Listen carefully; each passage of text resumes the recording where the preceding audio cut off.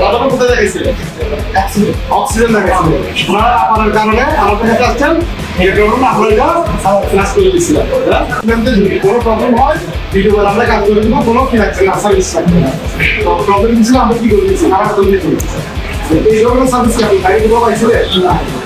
আসলে আপনি এখানে আসার পরে সবগুলো দোকান ঘুরে দেখছি, এটাই ভালো লাগছে।